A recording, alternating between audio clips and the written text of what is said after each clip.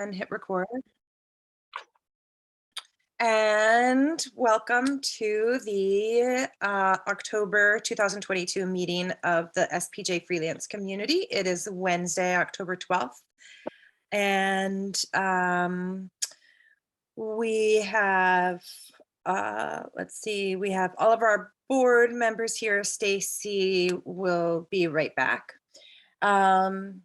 And I think we should, I know that as far as the agenda goes, there were some social media things that Suzanne wanted to discuss. Oh, we lost Susan.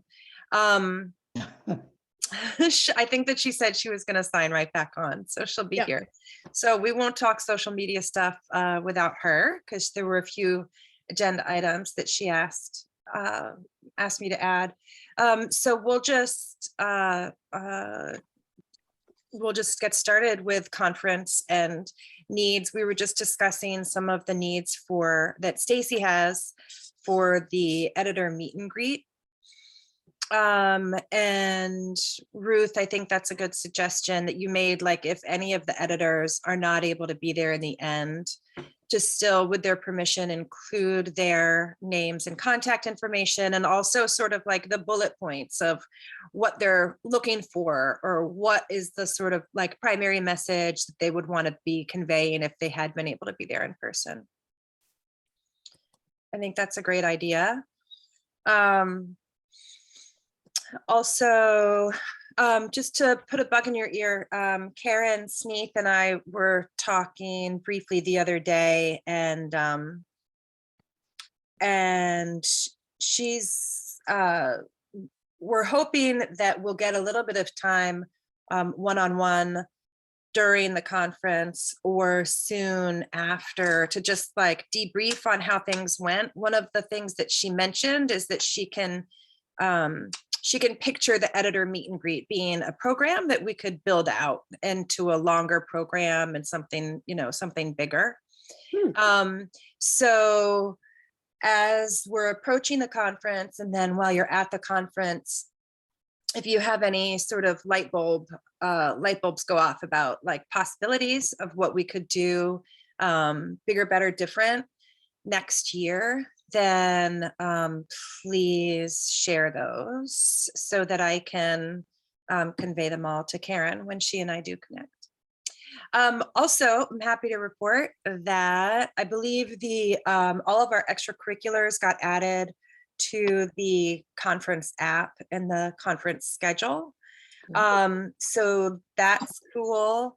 And I don't have a sense of where the freelance corner is in relation to the rest of the conference, but it's sort of like in this area at the top of a set of escalators somewhere, and it looks spacious enough.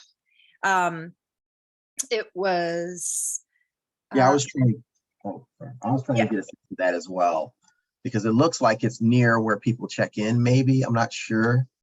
I'm going to go back and look at that, because it looks like it's a point of entry, because it's like a rotunda almost, I guess. Okay. Kind of a round area. So I couldn't. Like you'll get pass-bys. Yeah, I couldn't really tell. Okay, I have an idea. How about if I or whoever, somebody, gets a bunch of balloons and we put some by the registration desk, we put some by the freelancers corner, and then we maybe put a couple throughout the space if they let us, and we tell people, look for the purple balloons to find the freelancers. In case it's not real noticeable. Just checking if the purple was a random choice. Of course, totally random. It has nothing to do with me at all. Just checking. So what I wanted to do, because I talked to a printer, I was thinking about just getting little L-shaped, just getting laminated signs printed, so that I would come with laminated signs so that we could put them up. We could tie them to the balloon strings. I think that's a great idea. Because they don't cost that much. I'm looking at stuff where I can pay for it. It's not going to cost me really. And then the other thing, reimburse you, hon. Yeah, we have funds. Well, we don't actually. We have the freelance fund that's held by the foundation, but we have to make like special requests to Yeah, the I foundation know. board to get Okay. disbursements. All So right, Yeah, well, my if it comes out of your pocket, I'll split it with you. well, my goal is just to make it as cheap as possible. So what I was looking at was just something that we did with for notices is that you can get little laminated signs that we'll print. I'm probably going to print about 6 so that they have arrows, because you need at least 4 directional arrows, and usually you need 2 left and rights, you know, that we can find out if we can put up. I have a list that I'm going to put in that app of stuff that I want to get here, just double-sided tape, that kind of thing. And then I was trying to find something fun to give to people that's cheap. And something that I bought was called book darts. I don't know if you guys ever heard of those. Just something that you can give to people when they're at the desk and they take one. It's a little, hold on, I'll turn on my camera. Just remember that this is a workout day and I don't look great. And this is a work at home day. You guys all look fancy and stuff. I look great. and I'm wearing overalls. I was You know what? sweating my Overalls friend's are coming garden back. this morning. Overalls are coming back. So, you know, I look crazy here. Let me see. And then my desk is a hot mess because I'm It's so fine. It's fine. So these are book darts, and they are like $9 for 130 of these things. So I'm going to buy 2. This is a book dart. Okay. It's just a little bookmark. It's a brass bookmark that's kind of cool. And you put them in a little bowl. People can take them. And then I will buy a little bowl for people to leave their business card, because I'd like to be able to make sure that we get all kinds of interactive ways for people to contact us. Cool. I know we have a list, but leaving your business card is something fun, you know. And at one of the events, one event I went to, what they did was they, you know, if they didn't get enough responses for their board, they just ended up pinning people's business cards on the board so that people can see something interactive and see where people who came by. So those are the kind of ideas I have for the table. And then she said she was supplying us with coffee, right? For our coffee clutch. Yes, which was a nice surprise, actually. So Katie, the conference organizer, has arranged for coffee to be delivered Saturday morning to the Freelance Whoa. Corner for the coffee clutch. All right. So I was going to contact Katie because we want to see, like, where is it? I don't know where that's going to be. I'm not. It's I'm at the confused. Freelance Corner, and I can tell you where it is. It's in 5B foyer. If you go to the hotel website, you can download a map, but I don't remember where I was on their website when I found the map and downloaded it. Yeah. Okay. Well, then, so the coffee clutch is at that Freelance Corner. It's not going to be somewhere else. They'll bring the coffee to us, and then, okay, It's so that's fine. So, Independence Ballroom Corridor B, and my guess is, because it's usually this way, that Independence Ballroom is where the registration desk and all the booths are going to be. okay. So my question was it going to be full coffee service? That meaning, does that include cups, sugar, cream? Oh, that sure. kind of stuff. So I'm Sure. sure. They're not just going to give us an urn of coffee. you never know, to be honest with you.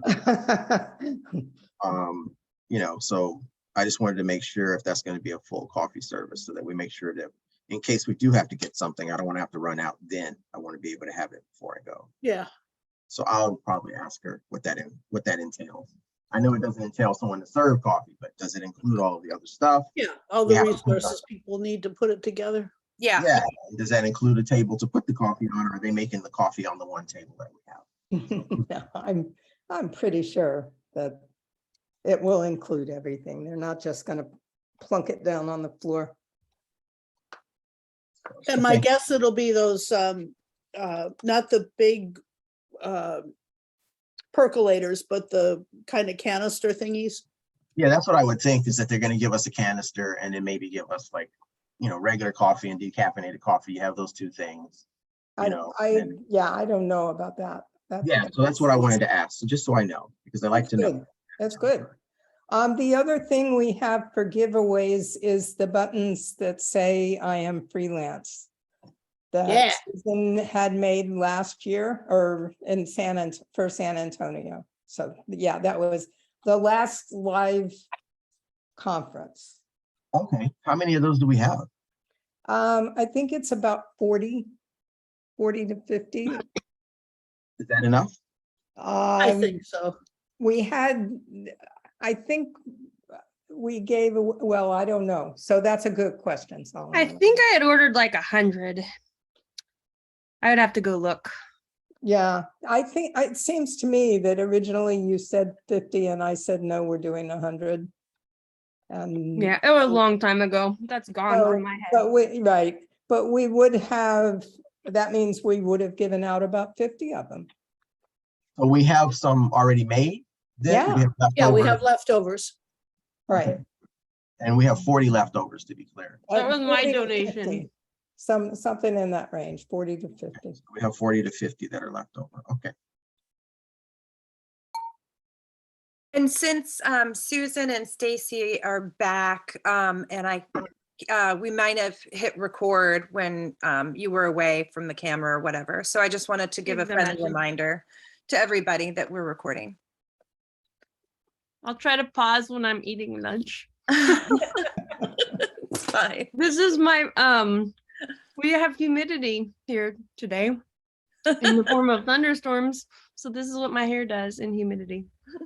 Lovely. You look marvelous. Yeah. Okay. Are there other logistical conference things that need to, other conference logistics that should be discussed? Are there any needs that producers have for, we talked a little bit about the editor meet and greet. Are there other needs for sessions that any of the producers need help with? Stacy, I'm going to convene you and Bijan and me to get into specifics about the presentation for the moving mediums. And- We could bring that up a little bit here though, because we've talked about that, but just to talk, because there's a lot, when I was going through this, there's a lot of different ways to go with it, but maybe see what people here think, like what should we really hone in on Mhm. for the moving mediums. I don't know if does the other person, is she talking about changing beats, or do you want us to both touch on a little bit about that? Bijan. Oh, he- okay, sorry. No, that's okay. And so, and he has experience, just like a huge variety of experience. Films, writing, training, and television, some script writing. Like, it's really pretty varied experience. So,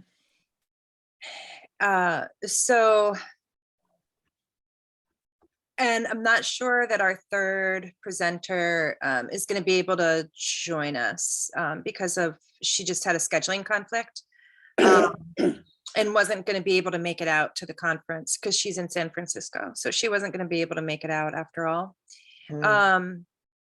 So, I mean, one thought is we could see if there's anybody that occurs to you all who we think like maybe is already planning on being there, who we could pull in, who has changed their beat like mid-career, or sort of expanded into a new beat mid-career.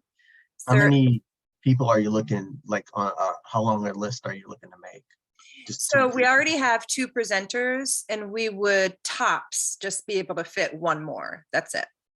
Okay. And it's a Friday.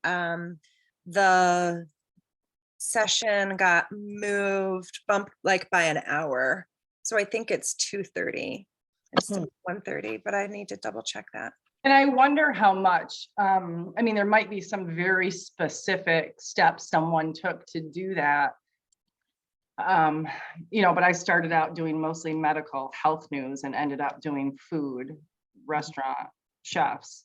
But that was just where my desire took me. And it sort of just evolved and not necessarily something I was, this is absolutely what I want to be. Right. And I wonder how many other people have a similar story where they just started out. The only reason I really started out doing health news was because that's the first job I got. Yeah. If it was something else, it would have been that. So I wonder I have how. a different angle. If you're interested, because I will be there Friday, barring like the plane doesn't leave or something. But one question I get asked a lot at SPJ conferences is about transitioning into teaching at the college level.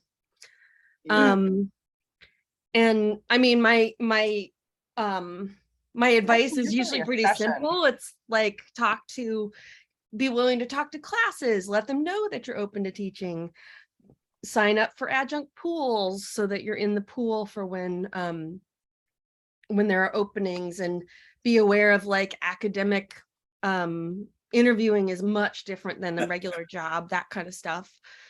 So I have done that transition. Like, did I do it intentionally? It kind of just happened. So, but I mean, it added an arm to my income. Yeah, that's a good suggestion. That's a good Yeah, and then And with that, just to add to that, so that is it's not really a beat, it's sort of transitioning. Yeah, but I could add to that because I just took a full-time job as a teacher because I wanted to know, do I like this? So I did this as, okay, am I going to do this and go back to school to get this? And then do I want to, and then apply for journalism teaching, right? I'm not teaching journalism right now. So it's the same thing. My first step forward was getting the job that I'm doing right now. And then I've got different certifications that I'm working on getting right now that I'll keep go along, end up as a certified teacher in ELA and journalism, and then move along to college if and when I want to. I actually really want to teach high school kids, not college, but anyway. So I got that side too, but I don't know if that's what this session is about. I think it's a great session for next year. Yeah. Some of that is put in there. Some of that is also what's going to be part of the discussion in Freelancing 201, which is the idea of doing new services to add to your freelance income. And Elizabeth is one of, just as a quick update before I forget, I thought Rebecca Aguilar had committed to being one of the presenters. Apparently that never percolated to her. I'm not sure what the hell happened, but when I didn't hear back from her to confirm, I got in touch with somebody here named Elizabeth Donald, who some of you might know, and she is going to be my third speaker. Nice. One of the things that she does is teach. She teaches journalism at SIU Edwardsville, in addition to 17 other things that she does. So, and one of the things I'm going to mention very briefly is the idea of teaching or presenting or otherwise sharing knowledge above and beyond doing the regular writing, editing, broadcasting, etc. What about people who started out in journalism and then transitioned to PR? Are you looking for that? No. No. Okay. Wanted to make sure. How do you really feel? Yeah, Wanted I mean, to the only check. other thing, I mean, I've That's the dark done, side. because basically, I mean, I did a little bit more in print because of grad school. But I wanted to do like more travel stuff. And so I would pitch a sort of travel-ish story to the same outlets I was working for. And then enter them in contests. So like I have an award for travel writing, even though I'm not fully a, travel writer. But anyway, I'll be there. I'll be in the audience. So Okay, cool. Well, if there are questions that arise. okay. So just to give you, I'm going to sort of stick to the sort of the basics on, like, if you wanted to jump into broadcast, which is the number one thing is, can you tell a story? You've got to be able to tell a story, period. That's it. But that's to any journalist. And then talk a little bit about how it's different, how the writing and broadcast is very different than print. And then reversing that, going from broadcast to print, which is what I did, broadcast to print. And just some of the things that I did in the fake it till you make it, which you think is funny advice, but that is a good advice. It works. Fake it till you make it, right? Yeah, I'm a food writer. This is what I do. I've been covering chefs all over the United States, which was true. I just did about one every 3 months, not one a week. So anyway, and then say you can, yeah, I can do that. Yep, I can do it. And then figure out a way to get it done. So I think that, and then there's some basics for broadcast that then I don't know if you guys have ever used LinkedIn Learning. There's a fee to that. No. But Well, like, there's a lot of stuff on LinkedIn Learning. I'm going to mention it, but if it's a freelancer who has resources and no problem spending some money, it would be good. There's editing software in there. There's all sorts of things you can kind of teach yourself. I won't spend a lot of time on that, but I think it's worth mentioning. Oh, it's definitely, sounds like it would be Video writing, and it's people, real professionals teaching people. You could look up script writing, you could look up radio, you could look up audio, you could look up how to light. Some of that is free through your public library. What? Yeah, so LinkedIn Learning was connected to another bit of software, and the LA library bought that software. There was some problems with it because they didn't like that people's library information was tacked on to your trying to sign into this. So they cut down the amount of stuff, but a lot of that stuff is still left over because it's not LinkedIn Learning. It actually was another software company. Wait, so you go into and you search LinkedIn Learning and into a library computer, and you can pull up some of these? Yeah, a lot of it is online. Probably depends, I'm sure it depends on the library. Yeah, but I mean, But that's it's a good point to check. Another thing to add to your list, Stacy, AIR, Association of Independents in Radio.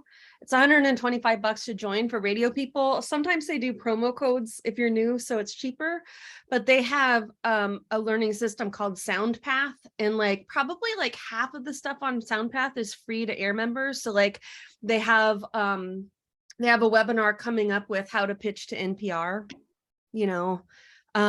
so if somebody wants to transition into radio and audio, there's webinars on how to do audio things and things like that you can gain access to through AIR. Cool. Awesome. Yeah, it was lynda.com was one of them. So a lot of their material is still on the public libraries. So LinkedIn Learning didn't make anything, they just bought their material.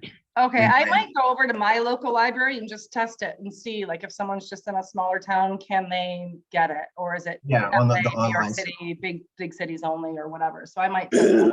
If anybody does find themselves near a local library in the next week or two and want to test that out. Or check online too, because a lot of this stuff, you go into the library site and it links out to all the different things. Yeah, and you can actually join. You don't have to go even to the library.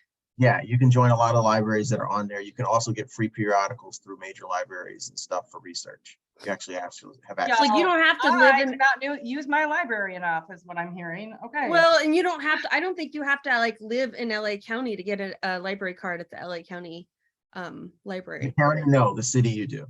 Okay. You have to have an address for the city, the county you don't. But a lot of those online learning programs they're purchased in bulk by libraries. That includes college libraries as well. Well, I have a quick question, and this was something I was going to talk to Hillary about, but I'm going to throw it out there. So for TV writing, there is something called a storyboard. Most everybody who writes anything in TV has to use a storyboard. Right. And I thought that's intimidating, I think, to some people. And I thought it might be good to show an example of that not only are you writing a script and pulling sound bites on the left side of your script, you are also putting shots different shots and what video are you going to use? Yeah, that's a great idea. Definitely. Okay, so that's what I was like, how detailed do I get? Okay, because I feel like some people might see that and go, oh my gosh, no, absolutely. No, I think the idea is to take the mystery out of it. Okay. And so showing specific examles is really helpful. And it doesn't have to be lengthy. You can just put a storyboard image up on whatever screen we have and say, here's an example of the kind of thing you need to know how to do. Yeah. You don't have to dwell on it. Yeah. We had to draw those on paper in college. It was not pretty. And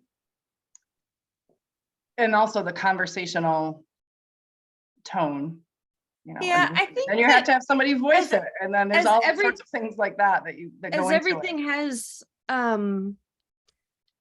has come together, like audio reporters are doing print and TV reporters are doing the print version of their story. They're not just putting a transcript up unless they're, Right. you know, that's not good. But anyway, Right. I think, you know, in the next 10 years, we're all going to be doing everything. Well, and I was going to touch on that too, about a multimedia journalist. And if you really want to be able to work anywhere, anytime, be an MMJ. If you can shoot, edit, tell a story, write, you can work for print, broadcast, any TV station across the country. If you can report, be on air, that's an endless talent that will get hired all the time. A multimedia, I can't shoot. I don't shoot with a camera. No, and but you're not necessarily going to be back in the day. When I started, it was just a producer went out with a cameraman and an audio guy. Like we had a 3-person crew. Now it's like you barely have one person to go out. So I never learned to shoot. I have regrets about that now. I think we can tell people that nowadays, especially thanks to cell phones, that a lot of people in both broadcast and print are expected to not just write, but shoot their own their own images, whether it's still photos or video, and just leave it at that. Yeah. Yeah.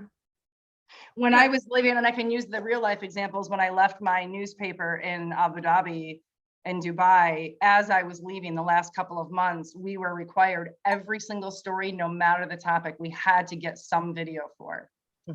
As the reporter, the print reporter, had to get video that we could put up online. Just a soundbite from someone, just a tip from a chef, something like that. So. Okay, so do you feel like you have more clarity about I the, think so, yeah. And as I put it together, I was not going to do any kind of like PowerPoint or anything. Like, well, Do if you you want- show like do you the want story, that? you can show Well, the different storyboard stuff. for You don't sure. have to- you don't Yeah, have- yeah. I would probably just show what you need to show, and then have Don't your do- contact info, or you know. yeah, upload. don't do a PowerPoint for the sake of doing a PowerPoint. If there's Yeah. something that you And want yeah, to okay. visually present that Sure. will illustrate or amplify what you're trying to say, Yeah. then yes. But don't feel the need to put together a PowerPoint. Yeah. Yeah. Okay. And I need to connect with you and Bijan, so I will work on that. Yes, ma'am, Hazel Becker. I would like some help from you all. I have created a document that's, it's something in the works, and it's basically a document, it's a Google Doc that has a list of links that would be good for brand new freelancers. If they're researching, well, so we have from previous years, we have a handout called Freelance Business Basics, and it links to that. And we have, I have links to 3 different places to look at rates for different publications. And I have 2 articles, but they're a little old, which is why I'm asking you all for help, under advice for new freelancers. And then I have a section called Read, Listen, and Watch. So it's got a blog, it's got a book, it's got 2 podcasts. And I just think that if everybody can just take time to look at it and make, add some things, then we could have a pretty valuable resource. Sounds great. Where is it? All right, so everybody on this call has has access to our Google Docs. And so, wait a minute, where's the chat? While she looks for that, can I ask a question? Yeah, actually, sorry, I just want to clarify one thing about it. Hazel, is this for Freelancing 101? It's for Freelancing 101, but I think it's a kind of resource that we should have anyway. Sure, okay. And so, you know, we started a few years ago trying to compile a list of, to compile a set of resources called Freelancing Basics. And so Freelance Business Basics is one of them. Freelance Copyright Basics is another one. I think Ruth and I may have worked on these at some point on Yes. something previously that we did. Actually, I think that's what evolved into the how-to guide, isn't it? A how-to guide part is of something that we inherited from the freelance committee that Okay. existed before we were a community. But anyway, so I put the link in the chat. Oh. And if you guys can copy the link and just take a Do minute. you to look send at it just to one person? Because I don't see it in the chat. Oh, sorry, I did. I Okay. sent it just to Ruth. I didn't mean to do Oh, that. that's because I just sent you a private, Okay, I so you will. were yours now. responding to my question. Okay, there we This go. is telling me that access is denied. Same. It says access denied. You need access. I just requested access. You're gonna get a flurry of like 5 emails. That's all. Okay, maybe it's in my Google Yeah. Drive instead of the freelance communities. I'll move it over. Okay, And then I'll email everybody about that. okay. And My question was, did anybody take over or the happy hour stuff? I'm just making sure it's covered. It's covered. I'm working on it still. it's hard. It's not, yeah, did you mean take it over from me? No, just like Oh. somebody's working on it. Oh, okay. I didn't want you guys to think that I was dumping it. I have a request of how many people do you think we'll have? Somewhere between 20 and 100. Right. How many do you think we had last? Remember in San Antonio, we had like what, maybe 20, 20, Yeah, 25 we had a probably. lot of people. 30. It I would hope we be can get so more good this year. if it could be at the National Press Club. There are other SPJ things going on there that night. Wait, what are you saying? It would be great if we could have it at the National Press Club, I was thinking about the press Okay. club as an option. but I'm not a member. And I don't know of anybody who is a freelancer I do know freelancers, but I don't know SPJ freelancers who are members. So Can we twist somebody's arm to join between now and then? SPJ. Wait, so there's other events happening there. Tell me about this. Like, why do we want to do it? And with, because I'm not You know, likely to anyway. show up. I have 2 other events at the press What? club on Friday night. Oh my God, you wouldn't be at the we're done talking. You might as well just sign off now, Hazel. Oh, geez. what are the Honey, other I events? bleed. What are the other events at the press club that night? One of them is a retirement party for Linda Hall. Oh, God. It's a private thing. Yeah, And that's Another important. one is a SPJ Foundation reception for donors. Got for- it. For people who have given. Okay. Okay. chunks of money. I was just wondering, How part of close the is reason it that to I the- asked is I was wondering how much competition there will be for, happy hour attendance, but it doesn't sound like that. No, it's just competition for me. Just for you. Sorry.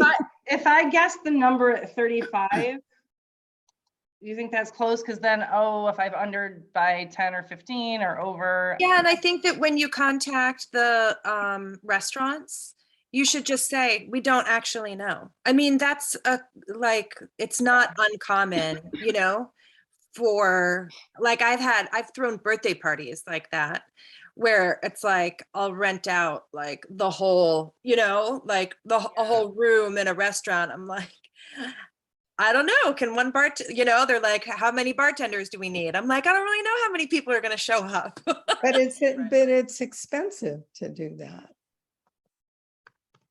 Oh, Can I well, ask people to RSVP I would- somehow? Oh, yeah, but you wouldn't know until like right before. It's hard because San Antonio was pre-pandemic and there are still people who aren't traveling. And so Yep. can we count on as many? I don't know. You know, I had a session with my panelists for Freelancing 101.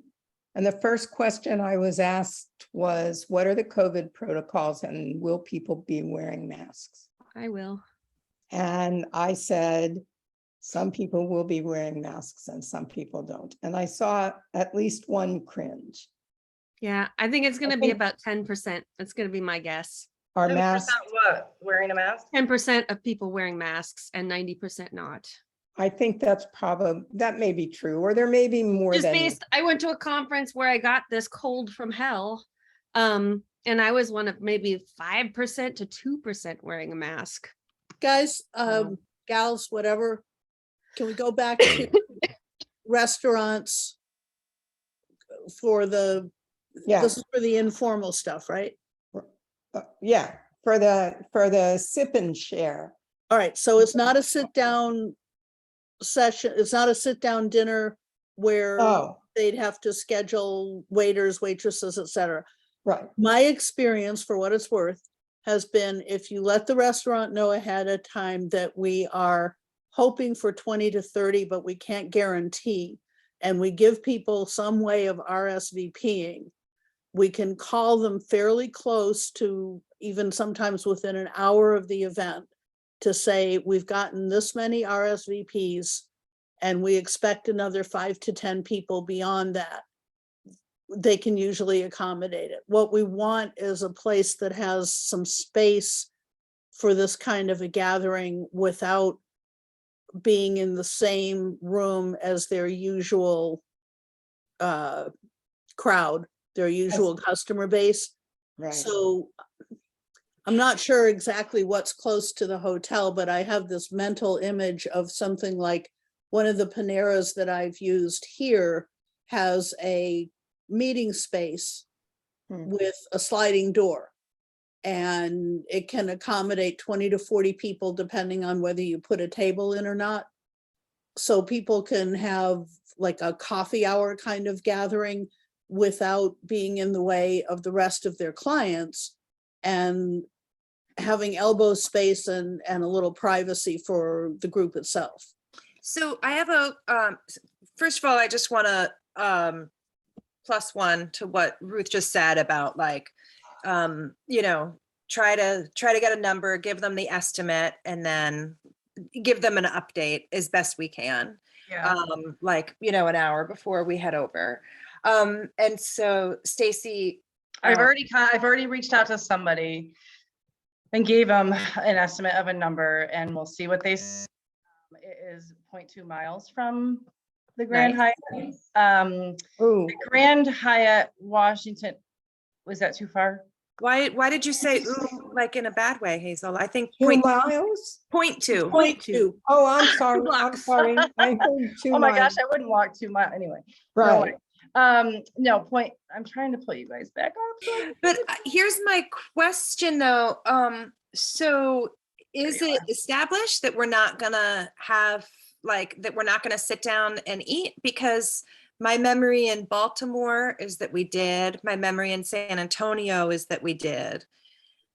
And my memory from both of those places is that we weren't in a separate room. We were just at a wicked long table. Right. So I think that we just have to, I think that we need to have no expectations from doing this. We did this in Baltimore. That was planned.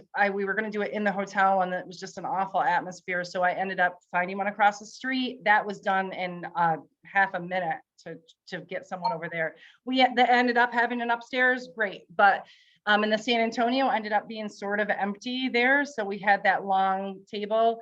I think it could also work in a hotel lobby bar. I Right. think that could work. Yeah. And So I have been at, I can't remember if it was SPJ or other conferences, but I have been at conferences where there's like one sort of constituency that's like, we're having a happy hour at the hotel bar. Like, Yeah, and I think that I kind of like that idea. It doesn't say there's a lobby bar at the Grand Hyatt. There's a I think it's called Cabinet or something. And I haven't called them yet, but I need to call them and just say, is it sort of lobby-ish? Can we hang out there and do this? Because that is the most convenient. I also think it's the most visible. And if Yeah. somebody didn't hear about it and we've got a little sign up that says Freelance Community Happy Hour, great, come on in. Or somebody who wants to join. I love that idea. Well, it maybe if we have 20 to 30 people, they would put that space aside for us.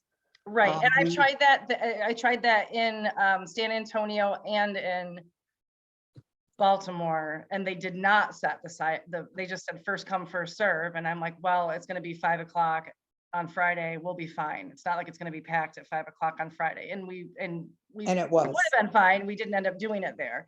I have a question though about the times. I just haven't looked at Friday sessions. It should be 5:30, right? The happy hour should start at 5:30. sorry, well, happy hour. I want it close. Oh, yeah, it's listed at 5 o'clock. Well, it's listed from 5 to 5, which obviously doesn't That's a work. good happy hour. Oh, shit. Okay, sorry. I'm gonna call you in just a second. Okay, good luck with whatever that is. But yeah, let me go back to what I sent to Karen. I think, yeah, 5:30, 5 o'clock is too tight. We want to give people a chance to get there. And it depends where it is, if it's in the lobby or if it's out in the street and people want to go to their rooms and like dump stuff and, at the SPJ conference here, well, not here, but like in Anaheim, Air did a happy hour and they just grabbed, like, there was a bar, but in the lobby outside the bar, there were tables and chairs. And so they just sort of took over one little section and did it that way. So there's a lot of possibilities. I was just wondering if, And as far as the timing goes, I actually didn't give, I'm sure that they just needed a time to put into the app. I didn't give her a time. I just said Friday evening, TBD. So that's why that happened. Okay, I phone guest. So would anyone like me to call the Hyatt today to see what our area is like? So I think that Stacy, is that you? Did you just rejoin by iPhone? Yep. Okay. Sorry, I'm back. Okay, cool. Solomon just, first of all, let me catch you up. I did not give a time to Karen and Katie. I just said Friday evening, but my guess is that they had, like, the conference app like requires them to set something to input a start and end time. So that's my guess for why that happened. Okay. And I just want to make Solomon- sure I want it to be after the last breakout session, but not so far later that people have other plans in between. So if it ends at 5, I want it at 5:30, I Yeah. agree. We need more time. Yeah.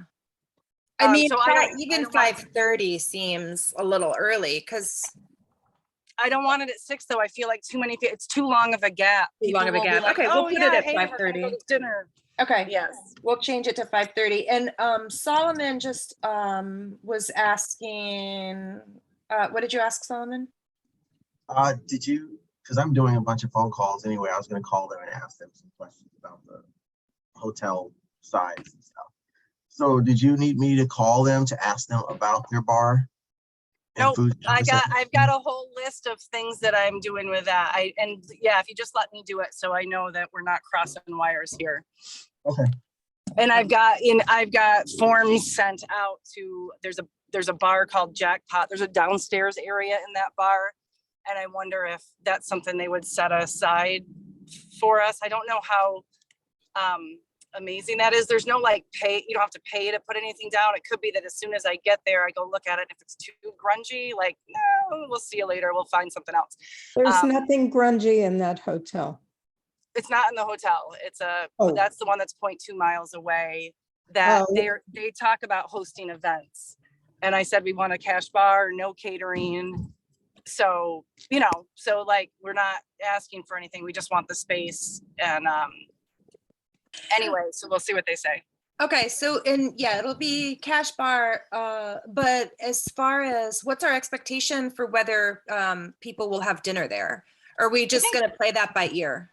Yeah, I think the same thing we did last time. Like if people want to order an appetizer or their actual dinner or nothing, then whatever they want to do, we'll just say, you know, we'll just let the wherever restaurant, bar, wherever we end up, we'll let them know ahead of time and make sure that that's okay. That some people are going to order food, but we want to make sure there's no minimum spend, because if they say, well, you have to have $300 if you're here reserving this room.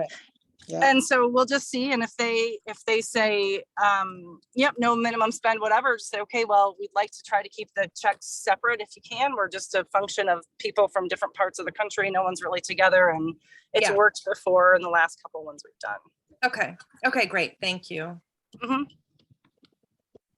I mean, the easiest would be if we can stay in the hotel lobby. But again, a lot of times they'll say they have a lobby bar and it doesn't really say that. So This hotel has a space. It's an interesting space because the hotel is kind of like a cylinder. And so it's down off of the street level, but hanging over the level below. I don't know how else to describe it to you. But it's a little bar kind of place that might it's a part of the bar, part of the hotel bar. You know, and that's what you could ask about. Okay. And Stacey, I just sent you a text. Okay. The other thing is just to throw out there, if this gets moved back to September, we can do it outside. I just don't think we can do it in DC the last weekend of October outside. Right. For future. Right. Way too cold for me. Right. And Las Vegas is next year anyway.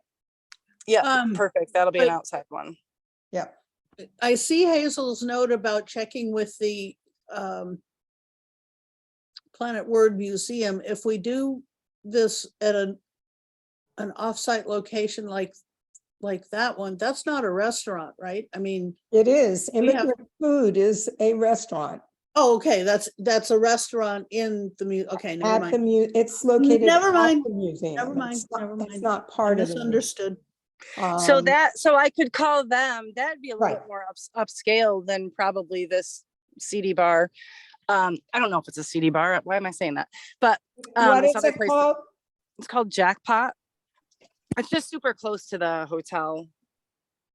I just don't want anything far. Right.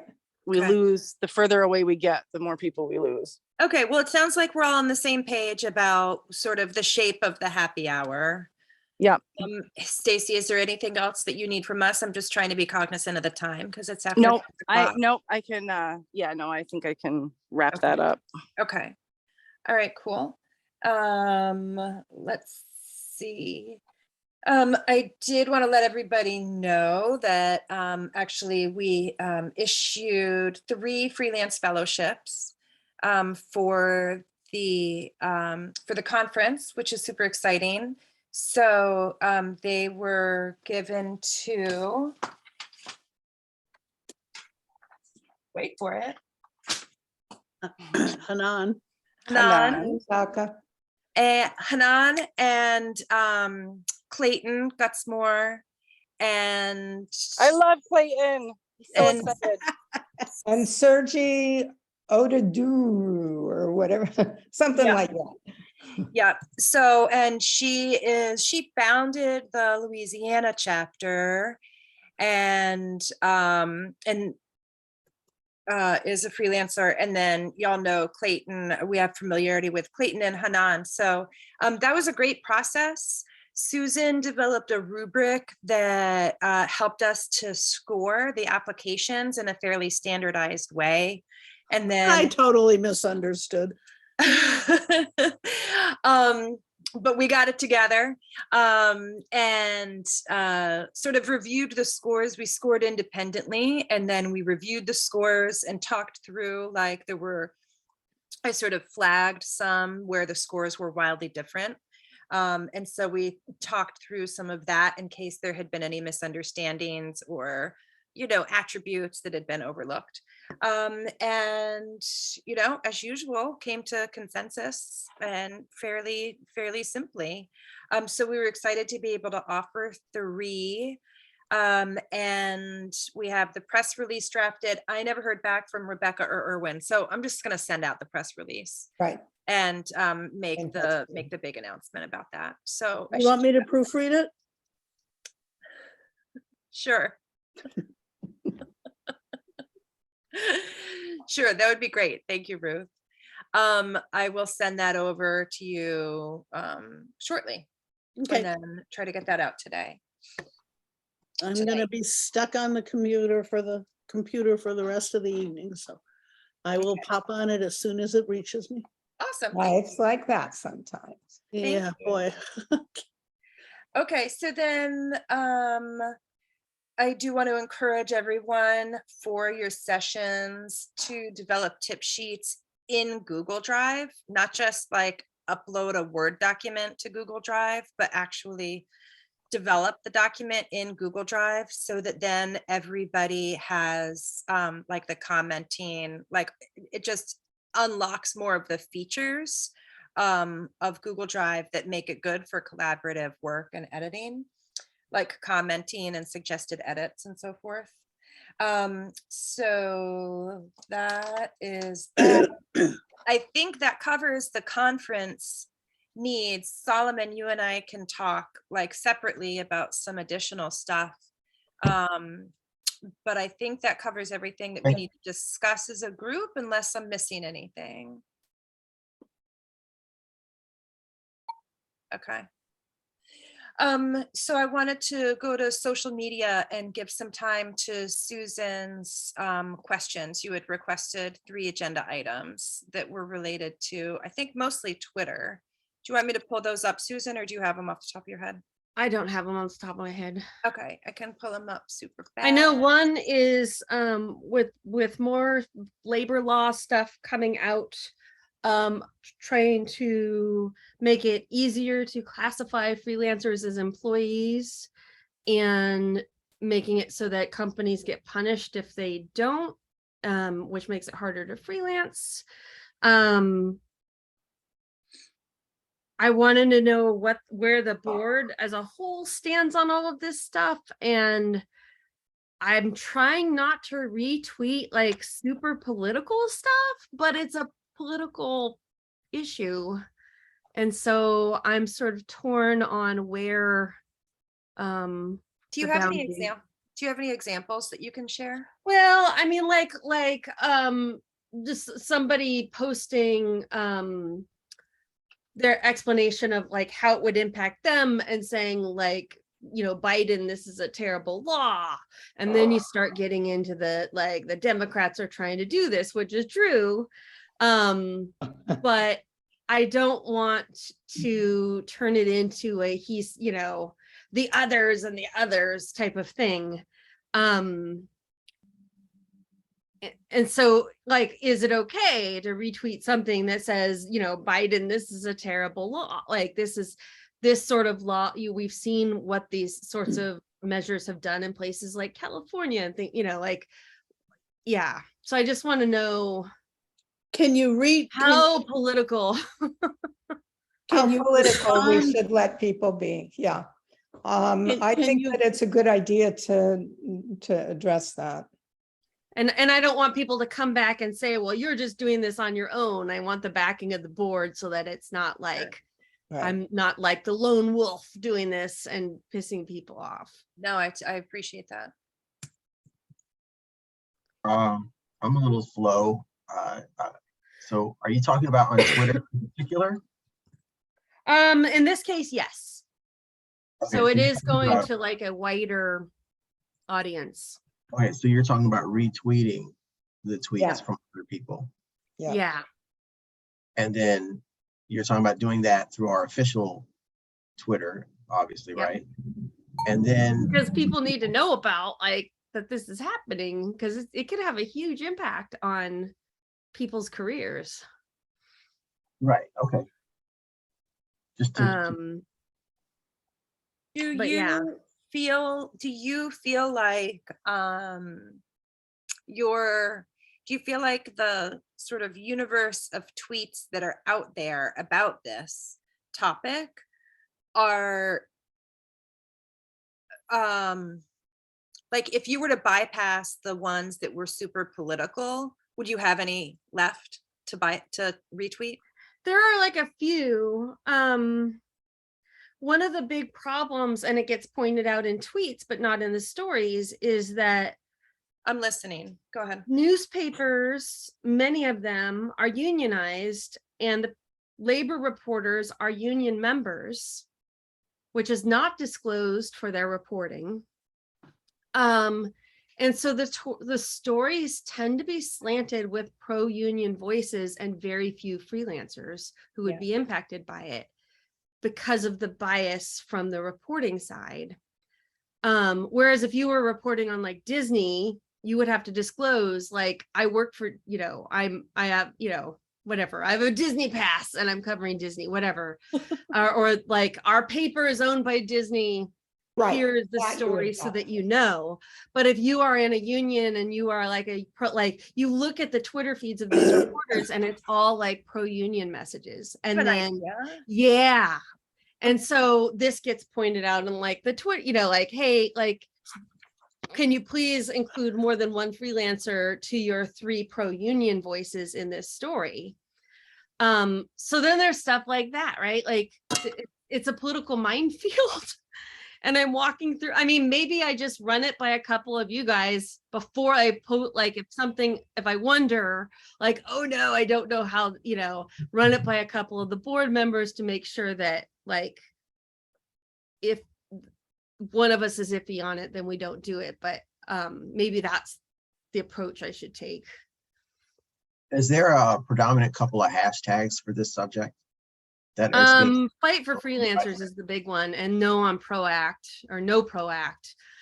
Okay. But the labor laws released this week actually aren't the ProAct. It's a different thing, setting up the foundation for the stuff in the ProAct. So it starts to get complicated and confusing. And are there any predominant authors that are talking about this in a way that you think is neutral? no. We can look at Actually, from the freelancer's perspective and from the small business owner perspective, the trade magazines that cover things like trucking and things like that, because they have such a large number of independent contractors in their membership, that they cover it from the perspective of what does it mean for an independent contractor.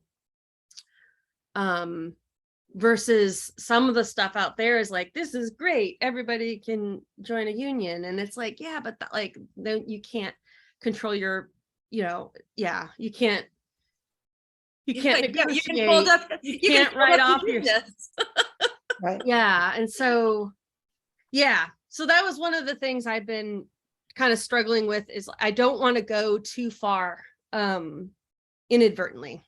Okay. So maybe I'll just run it by somebody.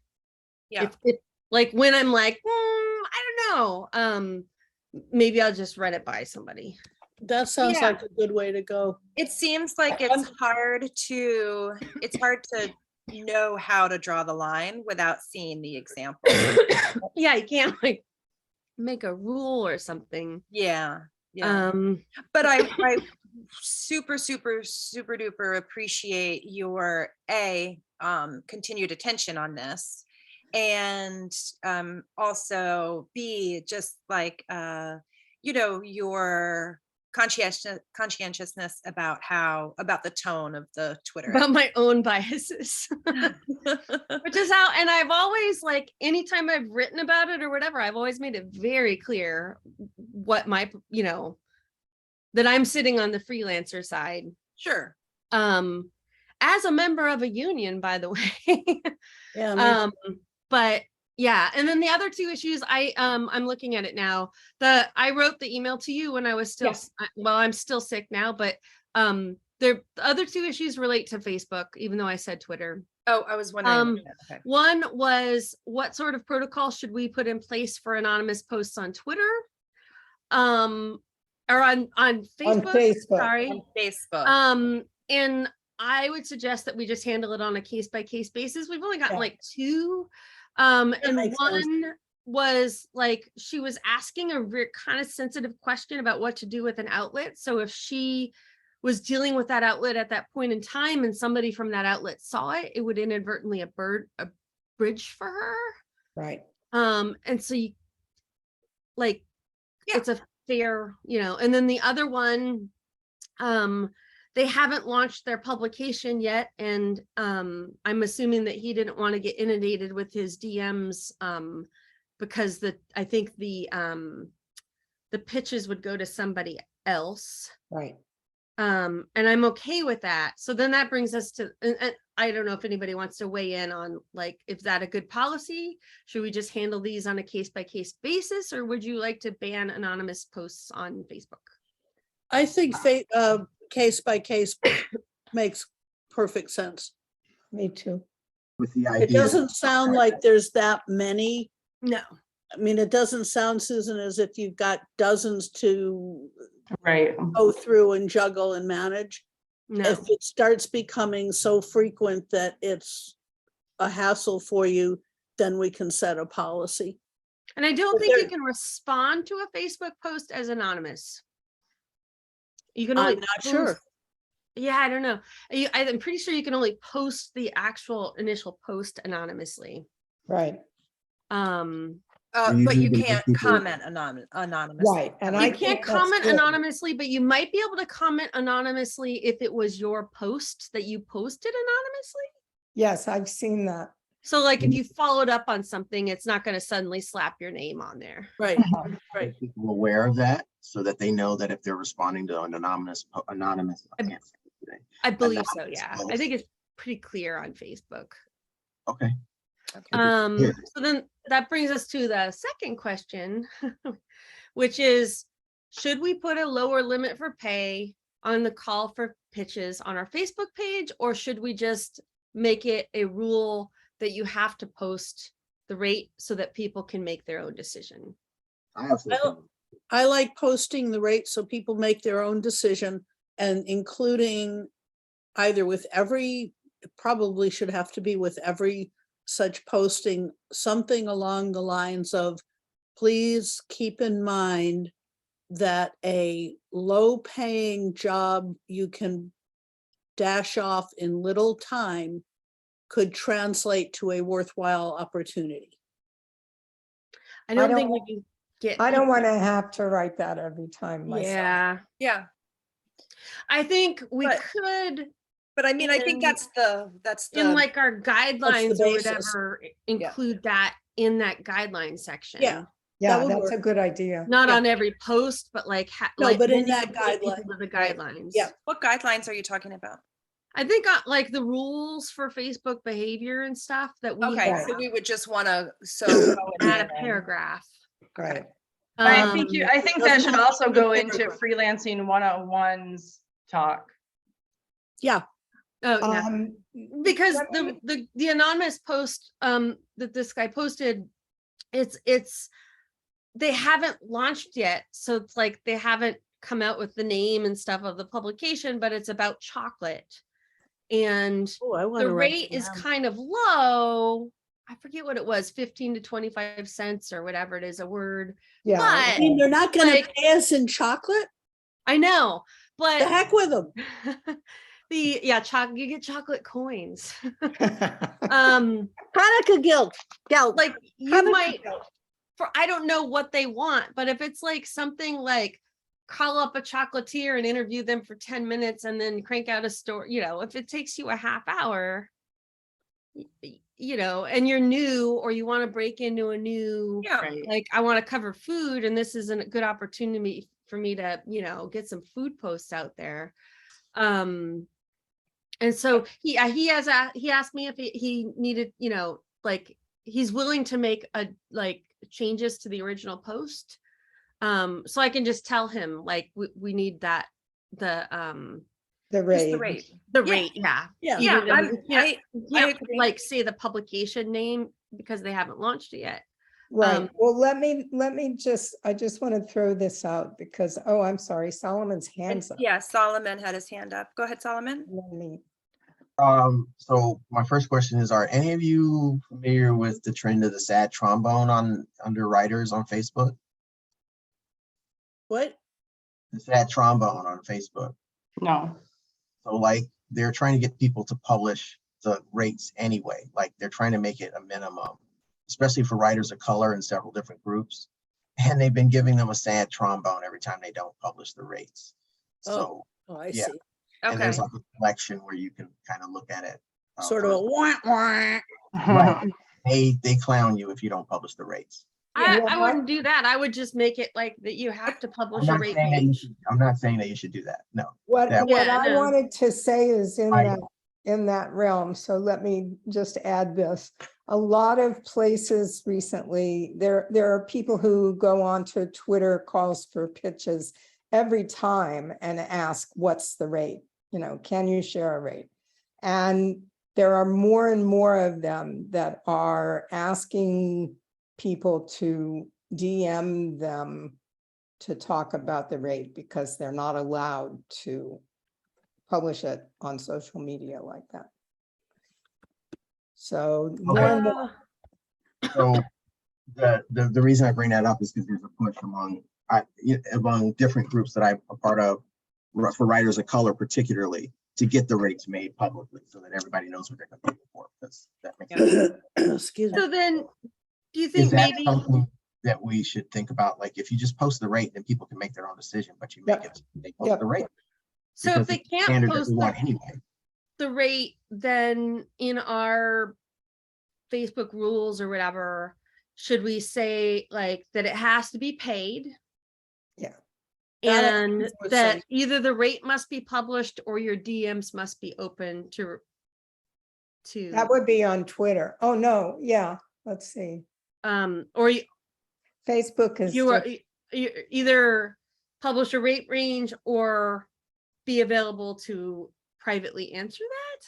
Or should we just say, no, you have to publish a rate range? No, I mean, Yeah, if I can just chime in on this, I do think that someone who's been writing for 20 years should be getting a higher rate than and I bet that there's a lot of that, which is why people don't necessarily publish rates even when they seem like, oh, they should have good rates, because they're going to pay somebody who's written for 5 big publications more than somebody who's just written blog posts. So I just to keep that in mind, like there's probably some really good reasons for not publishing rates, not just, oh, we can't put it on social media. And I would respect that, to be honest, because I do expect to make more than somebody fresh out of college. I Also, want to make more. Another reason not to publish rates that has popped up with things like the job list of the Editorial Freelancers Association is you get people who see the publish rate. Let's say it's a nice little $1 a word. You get somebody who writes back to the poster saying, I'll do this for 5 cents a word. Huh, Oh, Yeah. And that's a downward business spiral. wow. But well, we've had problems with that with the EFA job list, because when you submit a job opportunity, you have to provide a rate or a range. And every once in a while, somebody who's new to the association or new to freelancing will contact that client and make that kind of an offer. And we expressly say you're not supposed to do that, but with I don't know, it's like 3,000 members now. It's kind of hard to police. But Yeah. it's one reason that Yeah. you can see why somebody might not want to publish a rate, because they don't want to get Yeah. people lowballing, and that they could include both the client and us. The other thing that's very common is they say, starting at 30 cents a word or 30 cents and up. Right. So Okay, so what does this all mean for what our policy is going to be? So, I mean, should we just say,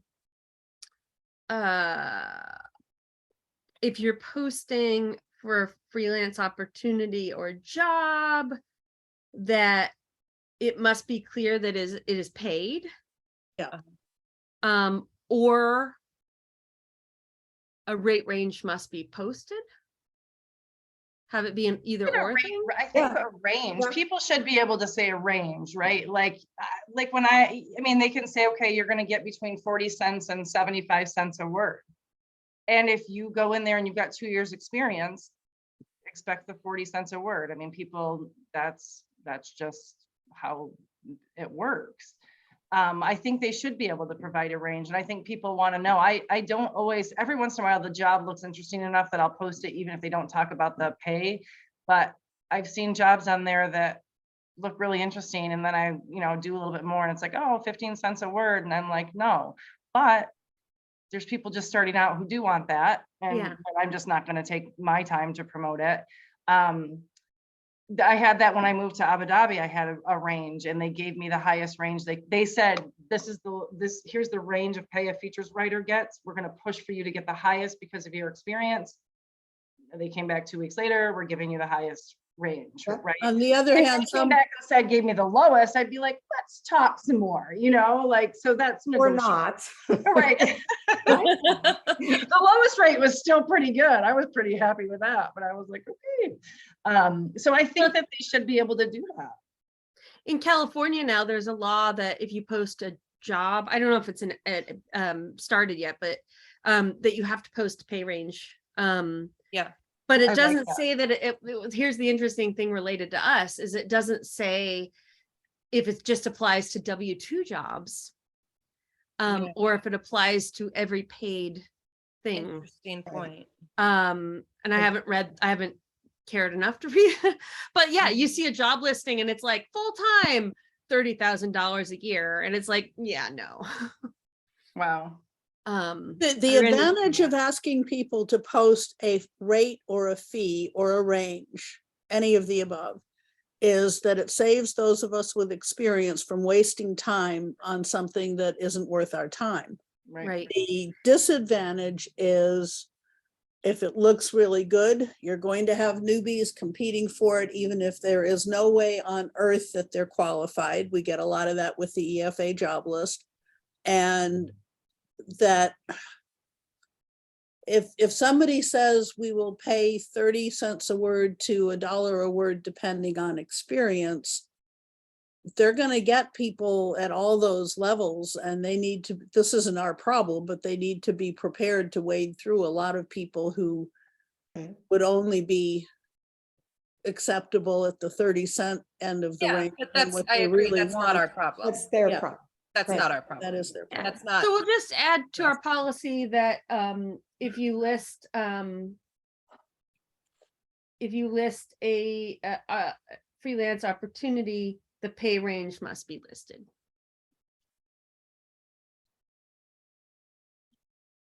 Can we put in I don't know, it probably wouldn't do any good, but can we put in somewhere in some of this, newcomers to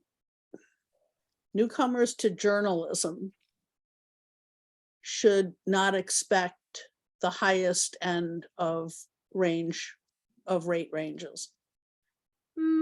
I think I would put something like, Because it's not newcomers to freelancing. People can be new to freelancing and have tons of experience and lots of good clips. yeah, but I think in a policy, because the policy is geared toward the people posting. Right. Right, So I don't think that's the place to, yeah. And I that's just very also good. I feel mean, like we could put newcomers something to like- anything should not expect to make the highest rate. well, you that you know? must Yeah, have the but pay people range do- People do listed. nowadays, people, You keep- must have the pay range listed to allow for a variety of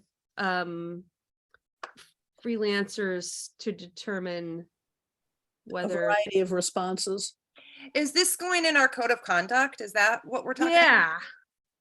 So like, It should also go in freelancing 101. Who's ever presenting that, we should make sure that we include that. If you're a new freelancer, if the pay range says 30 cents to $1 a word, you're probably yeah, gonna get 30 well, to we don't need 45 that. cents. This is just code of conduct. So this is not like, But Yeah, we're this 2 weeks isn't- away from the conference, and I just thought that's a good thing to add to Freelance 101 since we're But sitting. but talking. again, making a distinction between new to journalism versus new to freelancing. but the code of Right. conduct doesn't have to do with that. No, I know, I'm saying, I'm responding to Stacy's suggestion. Right. Right. So the code Yeah. of conduct is where we have who's eligible to join, the kinds of posts welcomed, the kinds of posts and comments not welcomed. This is where we explain the byline brags, please save your brags until Friday. And then this is where we address self-promotional posts. So I think what we're doing is looking at adding one paragraph there that will be about posting freelance, freelance gigs. And it will say, maybe If Susan, you are an could editor draft it. posting a freelance opportunity, it must include a pay range or rate range. Yeah, That or we would- could so say, that- if you're posting a freelance opportunity, we ask. that Please you include a include- rate or range. Yeah, and just we could potentially like leave the wording a little bit more vague like that. We ask that you please do this. Or like, even if you're sharing, like, even if, so it's one thing if somebody's posting because like I'm an editor and I'm looking for freelance pitches on this topic, right? But then I also, just as a freelancer, could come across a freelance opportunity that I want to share with this group. Like, I'm not going to apply for it, but I want to share it with everybody else. We want those posts also to include the range. Yeah. So if you're posting or sharing a freelance opportunity, we ask you to please include the pay range. And it can just be, please include, we don't have to go into, we ask Right. you. Right, Keep Yeah, and short, it's just sweet. so that if something shows up and we're like, you as group administrators, you can go in and flag it or take it down. And then you just check mark the box saying, send them this message with, here's our code of conduct list. So we just need something in there so that it's in writing. Yep, and if we just ask them to include it, then it also gives us a little bit of wiggle room if an editor says, well, like, there's this, that, or the other super legitimate reason that we find compelling why a range isn't Yeah. included. But we're convinced that it's, a decent gig, then that we feel good about sharing, then we can leave some in. Excuse But me, I'm here's- gonna have to leave in about 2 seconds. I have a 5 PM condo board meeting and I've got to have a break, but Susan, the reference to the chocolate writing one, was that in our newsletter or on Facebook? No, it's, Facebook. so it was an anonymous Facebook post, and with any anonymous Facebook post, it has to be approved by an administrator. So we haven't approved it yet. I emailed the guy to get clarification before approving it, and I will ask him if he can amend it to include the rate range. Okay, I'm just curious about it because that's one of my. Yeah, and the reason why I'm okay with it, it's a lower rate. It's not something I would do, but writing about chocolate could be interesting. And so I got stories. All right, I'm gonna have to go. This was good. I will see everybody in DC and let me know if you need me between now and then. Thank you, Ruth. And very quickly, I'm sorry, I have been so swamped the last couple of months, actually. I have done very little with the guide updates. I will do my damnedest to go back to it. I cannot promise, but I will try. And if I can't get it to a good point before the conference, I will come up with something we can share with people just to let them know that it's in progress, it's being updated, and the goal is to have it big and beautiful before the end of the year. And I hope that'll be okay. Okay, thank you for that. Because I this think is, it's good. this And life you has and I been- can, you and I can talk about, you and I can talk about that before the conference. Yeah. Okay, sounds you, good. me, and Hazel, because I may need Hazel's help again. I think after the conference, Ruth, because, for a sample, I'll help you in any way I can. After the conference, we'll be able to maybe, we hope, take some money from the freelance fund to invest in the technology that we've been talking about. Ah, right, okay. Sounds And, good. All right. All right, everybody have a wonderful next couple weeks and see you in You DC. See you Glad you're soon. feeling better. Can't Hey, wait. and Stacy, you have your hand up. Yep. So Solomon, are you, yeah, you're still there. I just want to know what you need from us for, sorry, I have to go here in a minute. And I might still be talking about the Twitter stuff, but what do you need from us, me in particular, for the QR code? The document that you write, I need a link. The QR code connects to a link. So I need a link for that particular document, just the one. Okay, not so the- do I have two for you? Hazel, do we want to have a separate, the Airtable as a link separate from any, yeah, we do, right? We want the Airtable to be a link by itself. We already have a link.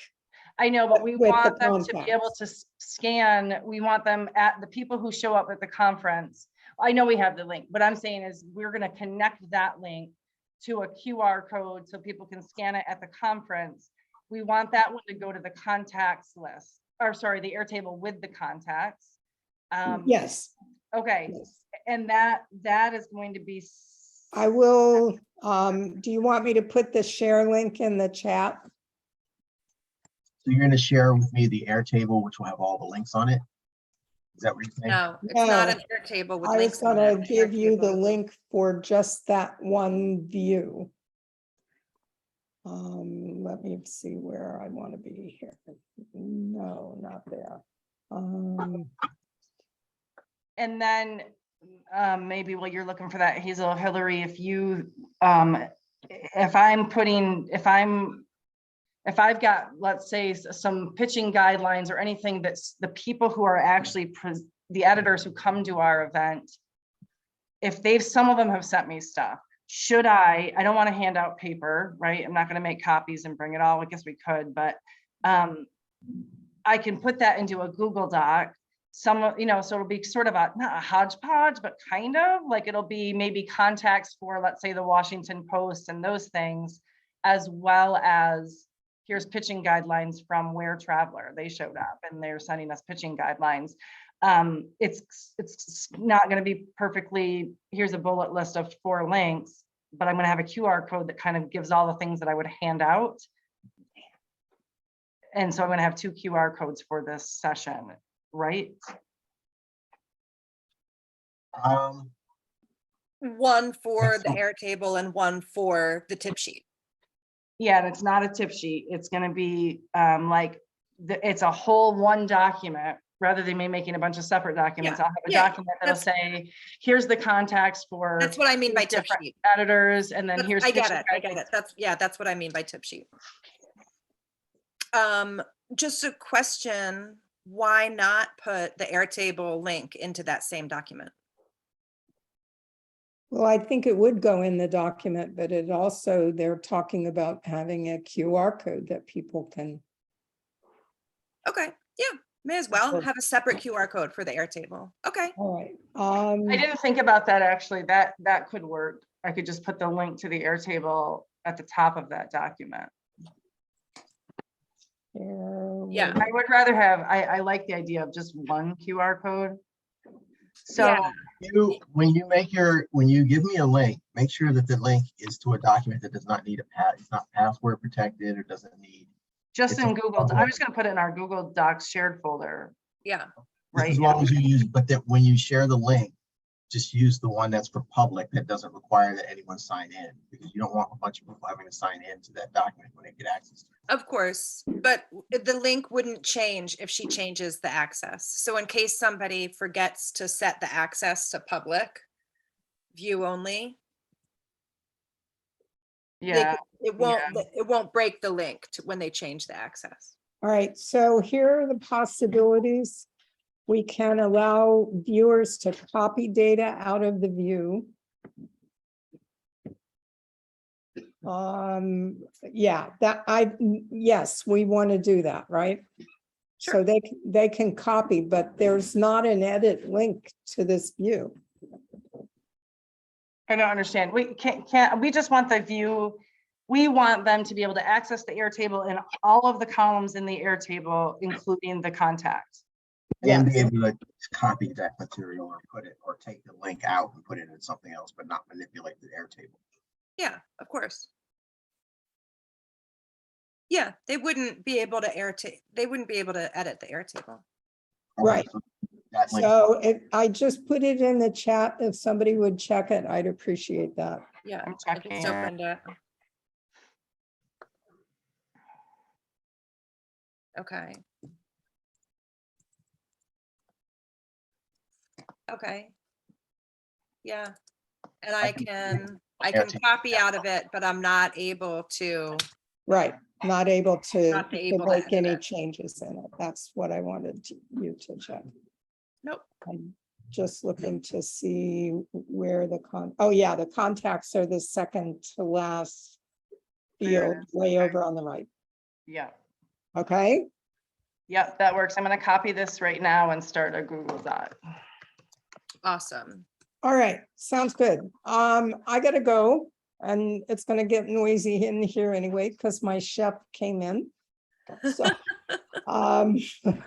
yeah, I'm really looking forward to seeing everybody, and I know I'll be talking to a bunch of you in the meantime, and also sending some emails. Cool. All right. All right. Thanks, everybody. Thanks. Have a wonderful night. Thank you for being here. I love that we have unanimous attendance at our board meeting. Have a good night. See you soon. Bye. Right. Bye. Thank you. Thank Bye. you.